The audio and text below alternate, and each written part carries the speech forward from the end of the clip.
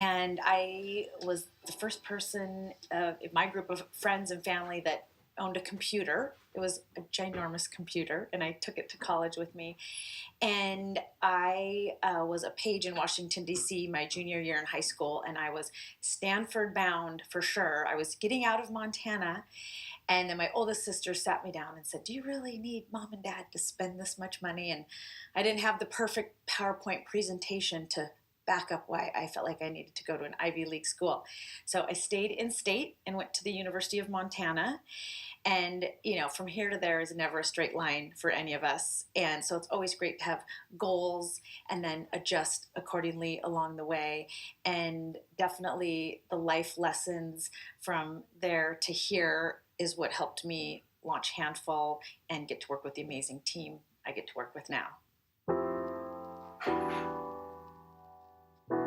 In Portland, Oregon, we live in the backyard of what I call Silicon Valley for activewear. All the big dogs are here.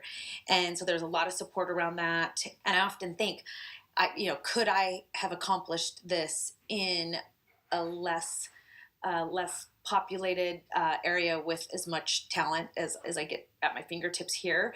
I've known a lot of successful businesses in Montana, so I'm assuming they just get extraordinarily more resourceful. I also feel like this is a really exciting time for women, and I'm grateful that I live in a location and I have the right team, the right time for that support.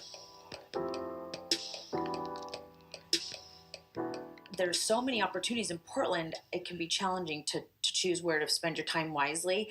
Sue from PDC met Portland Development Commission met us at Outdoor Retailer. We had a Handful booth there, and she invited us to join the peer-to-peer group. They had speakers on finance, sales, marketing, and I boldly, bravely reached out to each one of those presenters, and every single one of them met with Handful and has continued to support Handful. And then now we are in a group called Starve Ups. And I had someone say, "Oh, you really should look into Starve Ups." And I said, "What's Starve Ups?" And they said, "Oh, we just get together and cry." And I was like, "Oh, that sounds terrible." I mean, I'm like, I can cry in my shower all by myself. I don't need to drive downtown to cry with a group of other entrepreneurs. However, I kept going to these events, and all these amazing people I kept meeting were in Starve Ups. So we applied and got in. This is our first year, and it's just fellow entrepreneurs supporting each other.